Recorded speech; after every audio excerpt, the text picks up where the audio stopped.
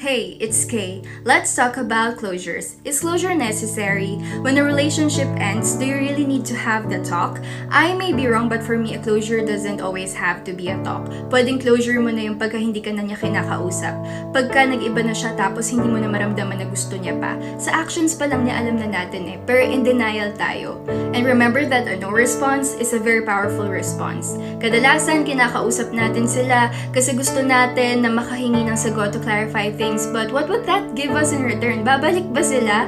No. Gusto natin silang makausap kasi umaasa pa tayo na baka may magawa pa tayo to save the relationship.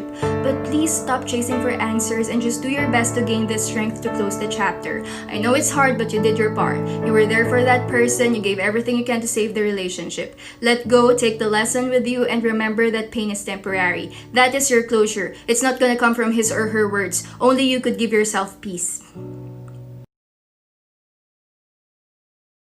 Hey, it's Kaye. Have you ever been in a situation where you have to let go of someone you still love? Like both of you still love each other, but you have to put an end to the relationship. I think it's one of the hardest things to do. There's this saying that if you love someone, you have to fight for it. And there's this saying that if you love someone, you have to let him go. Alin ba talaga sa dalawa? I think both. First, fight for it. Fight for it hard, like really do everything in your power to try to save it. Pero pag parang wala nang pinupuntahan yung pinaglalaban mo at instead na maging masaya kayo, mas nasaktan pa kayo, dun na papasok yung letting go. Kasi baka kaya hindi na nag-work kahit na anong pilit nyo kasi tapos na yung purpose nyo sa isa't isa. At pag pinilit nyo pa, tapos hindi na kayo healthy for each other, then you're just depriving both of you from finding true happiness. Masakit man tanggapin, pero you have to go your separate ways kasi hindi na kayo nag-grow together. Huwag ka matakot maging mag-isa kasi ikaw lang makakabuo sa sarili mo. Hi, it's Kaye. Do you ever wonder why you always pick the wrong guy or the wrong girl? It's because you attract the wrong people. You give them access into your life and you accept them. This is a pattern that you unconsciously develop because of having the wrong mindset. Kaya ka napapatanong, bakit lagi na lang akong iniiwan, nasasaktan, niloloko? Well, here's an advice for you.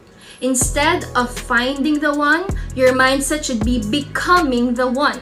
Kasi kapag ganito ka mag-isip, instead of searching, you focus on upgrading. You work on yourself, you love yourself, you become confident, alam mo kung ano ang gusto mo, at hindi ka takot mag-set ng standards and boundaries. And once you become the one, you would stop ignoring the red flags because you would not settle for anything less kasi hindi ka desperado. And this radiance that's coming out from you, it would push away the toxic people and would only attract the deserving ones. Hi, it's Kaye. If you're going through a breakup, I just want to tell you two things. First, acceptance. Accept that the person is gone, that you cannot force a person to love you back, that you will have to delete photos and throw away things, that you will have to cry yourself to sleep begging the Lord to please take all of the pain away kasi parang hindi mo na kaya, kasi sobrang sakit na. Pero yun yung kailangan mong tanggapin because the best way out is always through. Second, forgiveness. Forgive not just the person who hurt you, but yourself. Forgive yourself for not knowing better at that time.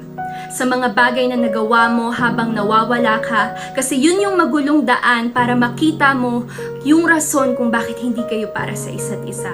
And after that, you will become a better version of yourself. Because by that time, you already know that that person was just a lesson.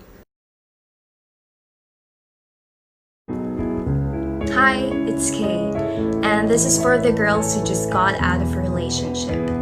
Piece of advice, do not start dating right away. I know it's very easy for us to meet new people nowadays because of all the apps available online, but trust me, you're only gonna end up meeting F-boys.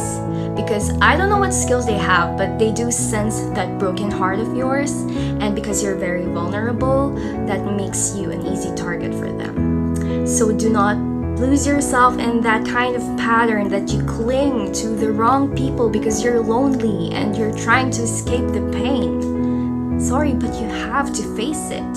You have to go through it. You have to feel it until you heal, until you're whole again.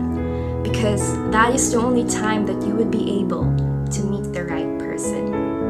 And there's no shortcuts on moving on. Hi, it's Kaye. So, have you ever questioned yourself? Am I not good enough? Is there something wrong with me? Am I not doing enough? But in fact, you gave everything you could. Let me tell you this. Nothing is wrong with you. You have always been enough.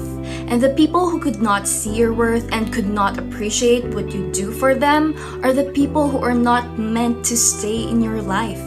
Do not let these temporary people define your worth and disturb your peace.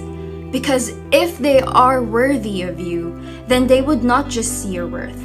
They would make you feel that you deserve the world. And we may not be able to control how others would see us or treat us, but we could always control how we put value into ourselves.